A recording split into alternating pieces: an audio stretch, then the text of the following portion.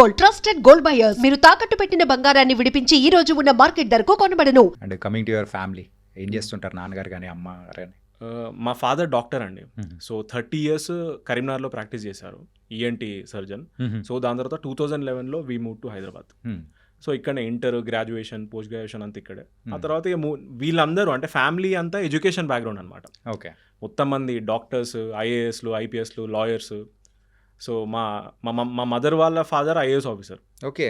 మా డాడీ వాళ్ళ daddy lawyer.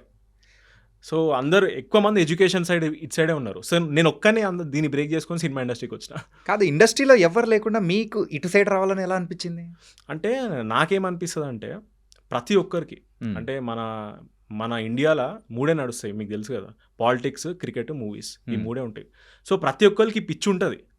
కాకపోతే ఎవరు డేరింగ్ స్టెప్ వేసి ముందరికి రారు.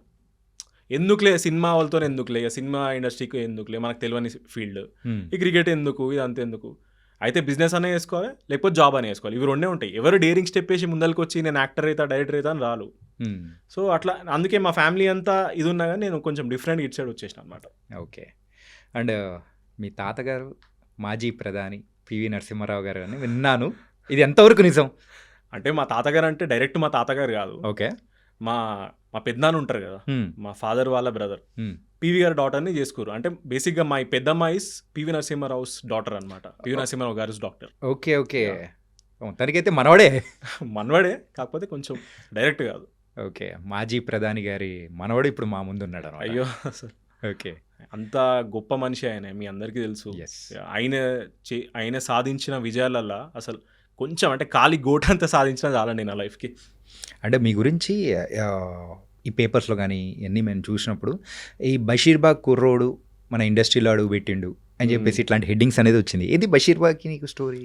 అంటే ఫస్ట్ నుంచి అక్కడేనా? నేను కరీంనగర్ అండి మాది, కాకపోతే మూవ్ అయింది అంటే మా తాత, మా డాడీ వాళ్ళ డాడీ బషీర్బాగ్ అప్పటి నుంచి ఉన్నారనమాట.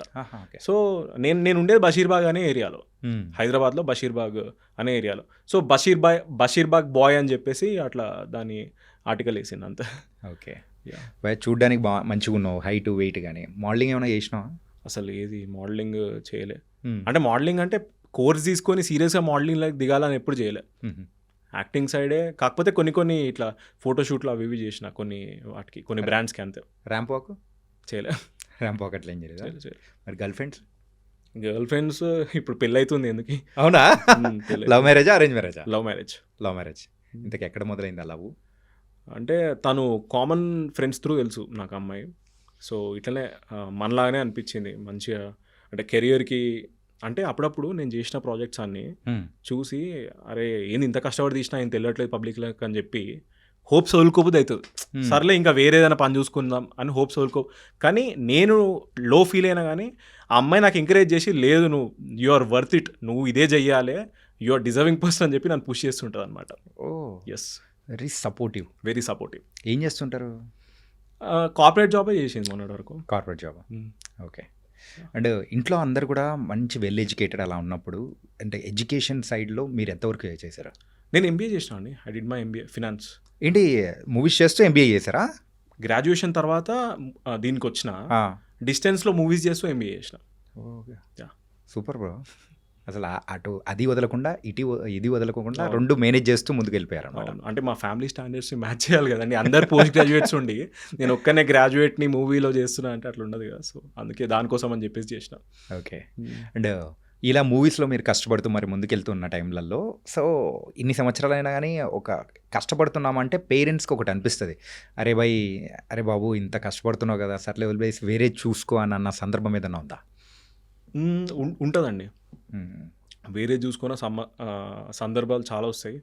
కాకపోతే అంటే నేను బేసిక్గా నాకు ఒక మంచి థింగ్ ఏంటంటే నేను నా లైఫ్ స్టైల్ అంటే నేను కొట్టించుకునే కార్ పెట్రోలు, నేను బయట తిరిగేది అన్నీ చేసేది ఇంట్లో ఒక్క రూపాయి కూడా అడగా.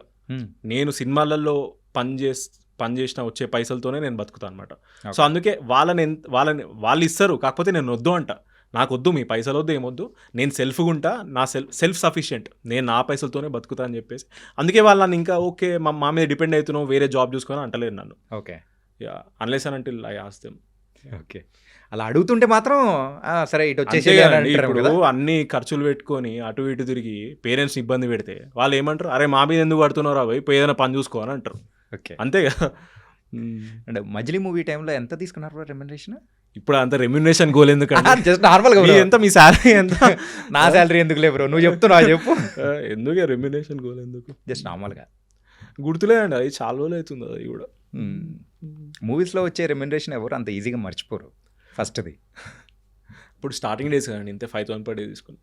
It's nice, nice bro. And coming to your family wise కానీ అండ్ దాంతోపాటు మీరు ఇలా మూవీస్ వైజ్ కూడా కష్టపడుతూ మరి ముందుకు వెళ్ళడం అనేది కూడా సూపర్గా అనిపిస్తుంది. అండ్ ప్రజెంట్ నెక్స్ట్ వస్తున్న వెబ్ సిరీస్ గురించి మనం మాట్లాడుకుంటూనే ఇండియాస్ బిగ్గెస్ట్ స్కామ్ అని చెప్పేసి మీరు అన్నారు. ఏంటి ఆ స్కామ్ ఏంటి అండ్ దాని వెనకాల ఉన్న రీజన్ ఏంటి? అంటే నేను వాట్ ఈస్ ద పాయింట్ అన్నది ఇప్పుడు రివీల్ చేయండి. ఓకే. వెబ్ సిరీస్ పాయింట్ ఏంది అన్నది ఇప్పుడు రివీల్, ఎందుకంటే చాలా కాన్ఫిడెన్షియల్, అంటే మేము ఇక్కడ బయట ఇంకెక్కడ చెప్పుకోలేదు కాబట్టి. కాకపోతే 2015-16 ఆ టైంలో మన ఇంట్లో అంటే మొత్తం మన భారతదేశంలో ప్రతి ఒక్కరు ఫేస్ చేసింది అది. Everyone faced. అంతటి స్కామ్ మన జనరేషన్కి ఎక్కడ ఉంది భయ్యా అసలు? గెస్ చేసుకోండి మీరే, గెస్ కొట్టండి. అసలు రావట్లే. సో ప్రతి ఒక్కరు దాని బాధితులు. ఓకే. అట్లాంటి సబ్జెక్ట్ పైన మేము వెబ్ సిరీస్ తీసినాం. నెక్స్ట్ అది వస్తుంది, ఒక కొన్ని రోజుల్లో రిలీజ్ అవుతుంది, చూడండి.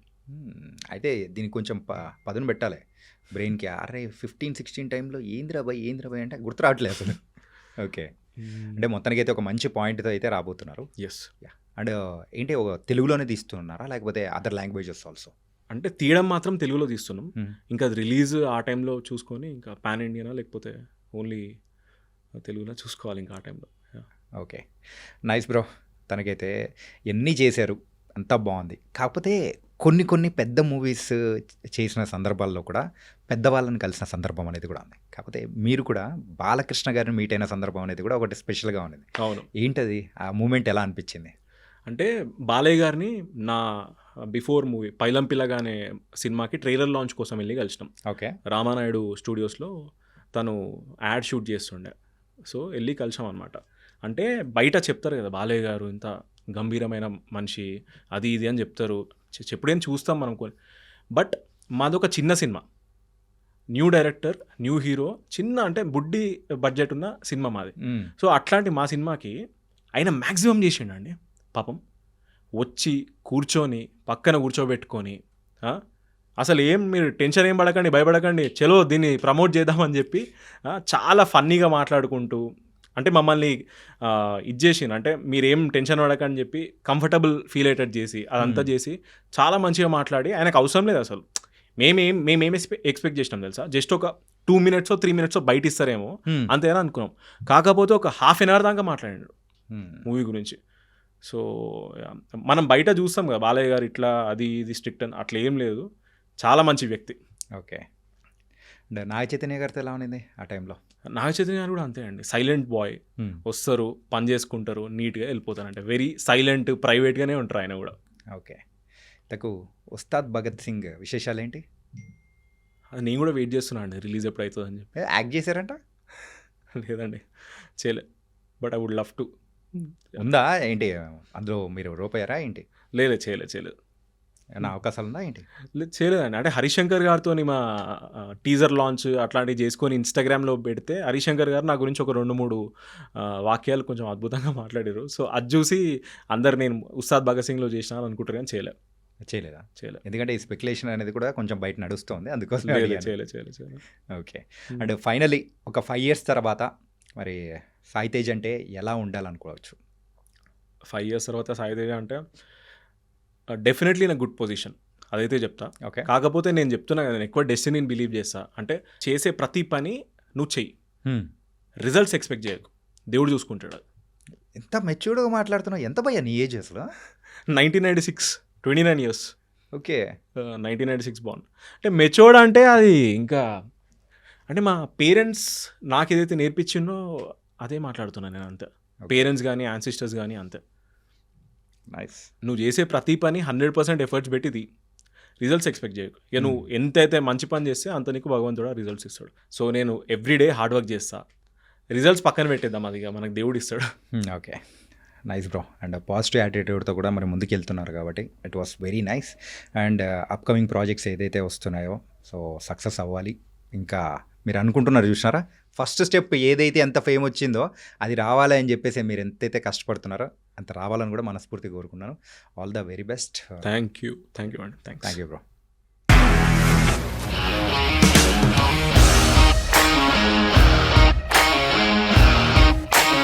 ఇండస్ట్రీలో కమిట్మెంట్ ఇష్యూస్ వస్తే నీకు కూడా వచ్చినట్టు? మార్నింగ్ తీసుకెళ్ళానంటే కొట్టి పడేసాడు.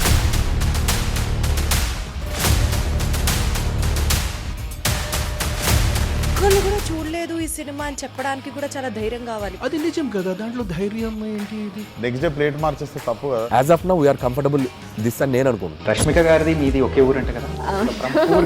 మీకు కోపం వచ్చిందంటే బాగా తిట్టేత్తరా? తిట్టేద్దామండి. నిజంగా గేమ్ ని ఎలా చేంజ్ చేయగలిగారు? ఏపీఎస్ఎఫ్సి వాళ్ళకి 6 నెలల్లో నేను 6 లక్షలు కట్టా. బిజినెస్ చేయాలనుకుంటే it is as difficult as riding a tiger.